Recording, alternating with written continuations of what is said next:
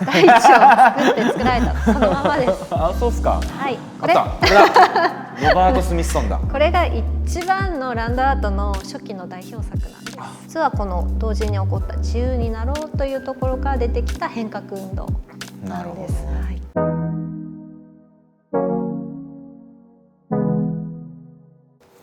さて、今回の講義はどんなテーマについてでしょうか。今回はランドアートについて見ていきます。ランドアートって何ですか。何ですかって今から聞くんですけど、はい、まあランドアートだからなんか土地を実際に使うアートってことですよね、きっとね。はい、違うのかな。そうです。最近知り合いの人に教えてもらったやつであったのは、はい、それにどういうコンセプトがあったのかちょっと僕忘れちゃったけど、なんかわらびみたいな、ぐるぐるになんか多分あれ海とか土地を改造してるんですよね。はい、改造してこうぐるぐるにしてるやつ、あれは見たことある。はい、あれは多分ランドアートですよね。森山さん、こう次のスライド当てないことってないんですか。いや僕あれそれしか。次行きましょう。はい、行きましょう。はい。これだ。ロバート・スミソンだ。これが一番のランドアートの初期の代表作なんです。はい、初期の代表作なんですね。はい、一番これが起こりと言われていまして、アメリカのソルトレイクにあるんですよね。湖のところにありまして、端っこの一部の方でこう石を積み上げてぐるぐるぐるという、石なんだ。はい、石と土ですかねを積み上げて作ったスパイラルジェッティという作品がロバート・スミソン有名です。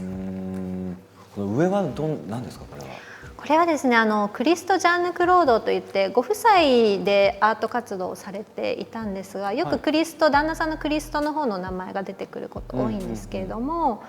日本ではこの傘という作品をやっているんですが、もっともしかすると見たことがあるかもしれないのが、建物を布で包むという、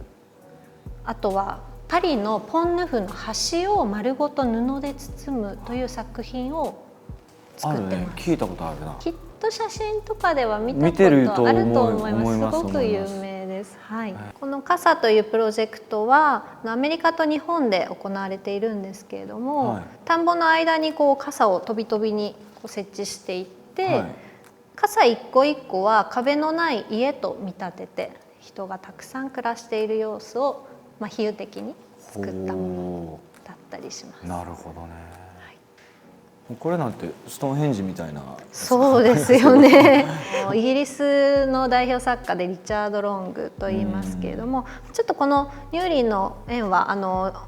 時代が新しいんですが、同じく70年代に活躍されていた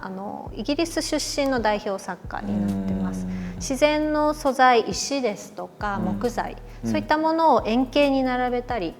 特定の形に並べるみたいな、そういった制作をした作家になってます。アメリカ代表がロバート・スミソンで、イギリス代表がリチャード・ロング、そういった関係になってます。定義は何かあるんですか。はい、もうじゃあ次定義見てみましょうか。大地を作って作られたそのままです。そうですか。はい、そのままですね。フィールドが大地だっていうか、ロバート・スミソンでしたっけ。スミソンはもういわゆるもともとあった地形を変形させているっていう考え方ですよね。はい、そうです。で、さっきのストーンヘンジの人は、リチャード・ロング、ロングさんは元あるその大地に、でもどっちもそうか。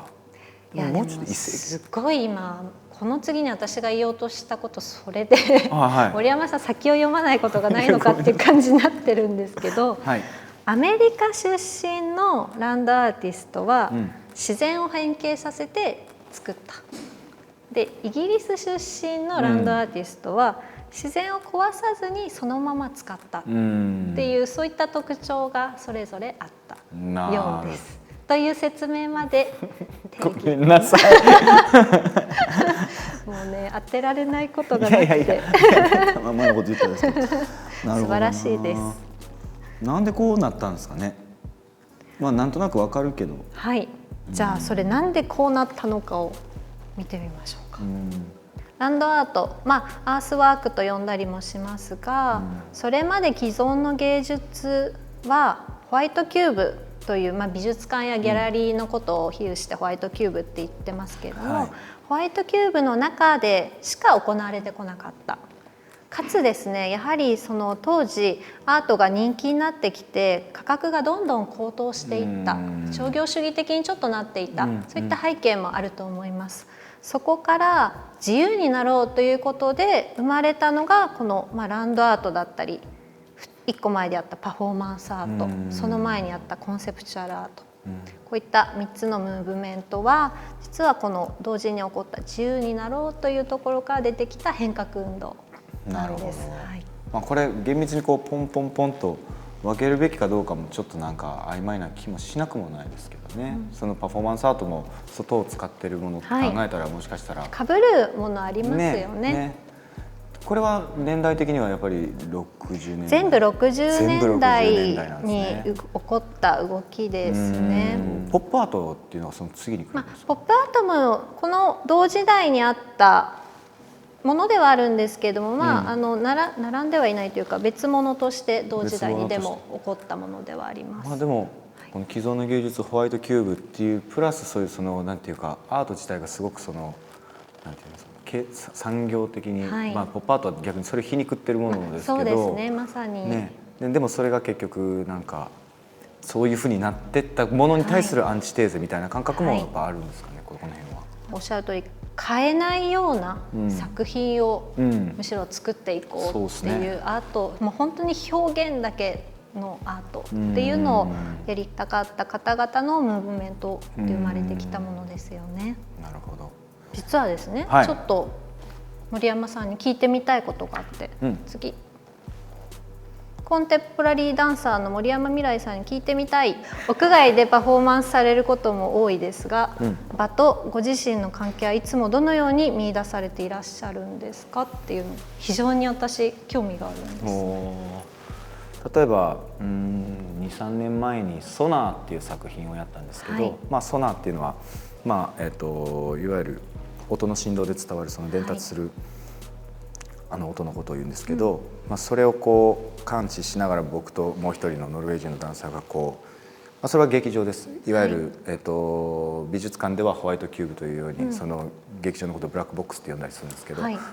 ブラックボックスと呼ぶにはちょっと異質な横浜赤レンガ倉庫っていうところでやったんですけど、ソナーってクジラが使うお互いにそのコミュニケーションを取るための信号なんですよね。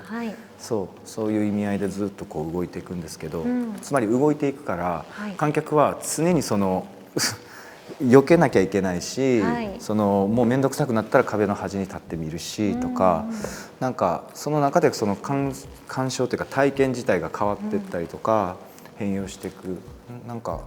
そういうこともあるし、例えば去年2020年にやったことで言ったら、僕が一緒にその辻本智彦と一緒にやってるというダンサーと一緒に組んで作ってるその嗅覚一緒っていう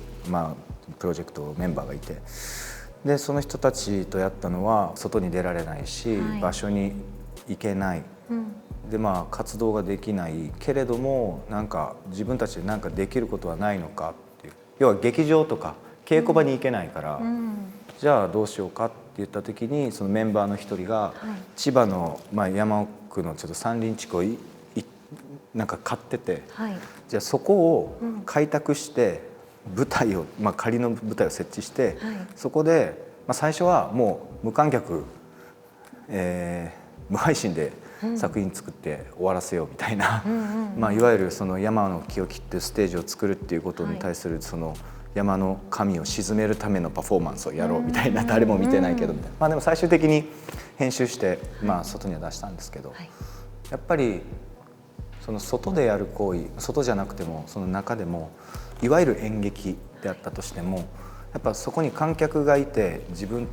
パフォーマンスする側の人間がステージ上にいるっていうすごいシンプルな構図においても、こっちから提示するものだけでやっぱり作品っていうのは絶対に完結しないというか、やっぱりその時に見に来たお客さんとのコミュニケーション、ステージに立つ側の人たちがやることは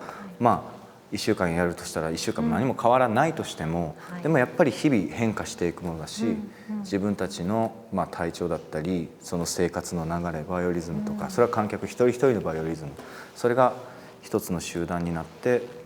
ブラックボックスだったら密室の中で、それがこうどういうふうにこう化学変化を起こすのかっていう、やっぱそういう感覚がやっぱずっとあったので、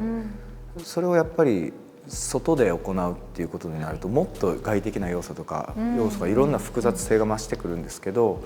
なんかそういうその空気感とかと対話しながら、それは人も含めて、自然とかそういうものも、環境とも含めて対話しながら作品を作っていくっていうことに対して、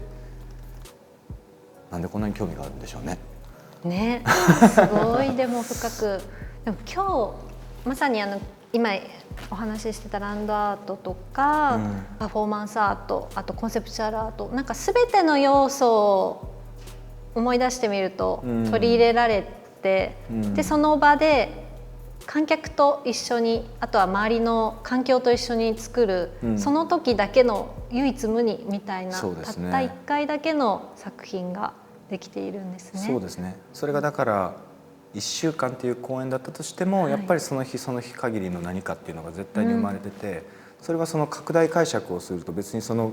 ブラックボックスの中でもそれは起こっているし、